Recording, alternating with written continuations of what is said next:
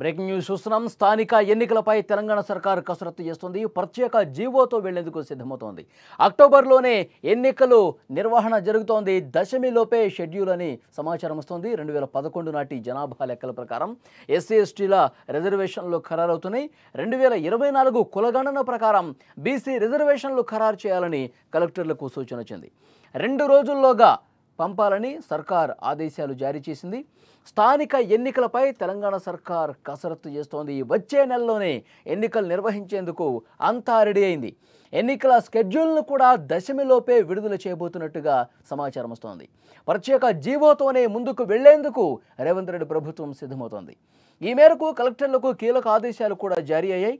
2011 నాటి జనాభా లెక్కల ప్రకారం ఎస్సీ ఎస్టీల రిజర్వేషన్లు 2024 కులగణన ప్రకారం బీసీ రిజర్వేషన్లను 2 రోజుల్లో పూర్తి చేయాలని కలెక్టర్లకు సూచన చేసింది.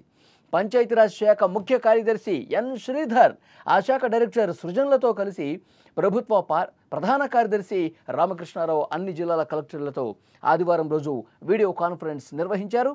స్థానిక ఎన్నిక నిర్వహణకు ప్రధానమైన రిజర్వేషన్ల ఖరారుకు సంబంధించి కీలక సూచనలు చేసి పూర్తి స్థాయి నివేదికను రూపొందించాలని ఖరారు చేసినటువంటి రిజర్వేషన్ల స్థానాల వివరాలన్నింటినీ షీల్డ్ కవర్లో ఉంచి నివేదికను మంగళవారం సాయంత్రానికల్లా ప్రభుత్వానికి అందించాలని ఆదేశించారు.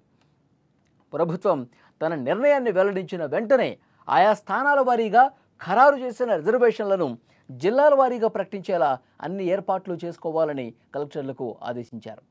స్థానిక ఎన్నికల అంశంపై సీఎం రేవంత్ రెడ్డి 1-2 రోజుల్లో కీలకమైనటువంటి సమావేశాన్ని కూడా నిర్వహించబోతున్నట్టు తెలుస్తోంది.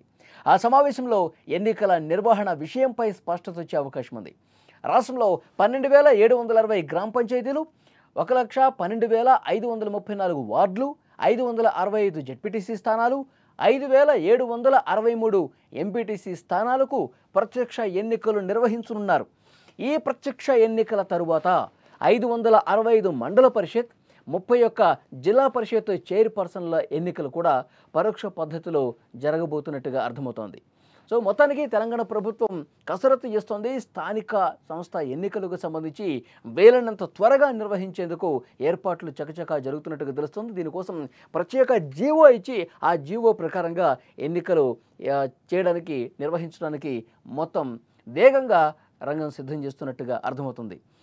సర్పంచులు అలాగే ఎంపీటీసీ జెడ్పీటీసీ స్థానాలకు సంబంధించి ఆల్రెడీ హైకోర్టు కూడా కీలకమైన ఆదేశాలు ఇచ్చింది.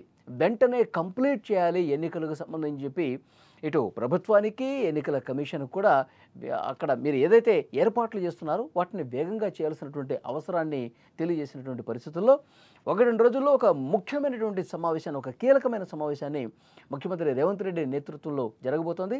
ఒక ప్రత్యేకమైనటువంటి జీవో ఇచ్చేసి దానికి అనుగుణంగా ఈ రిజర్వేషన్లు కూడా ఖరారు చేసి వెంటనే ఎన్నికలకు వెళ్తున్నట్టుగా అర్థమవుతోంది.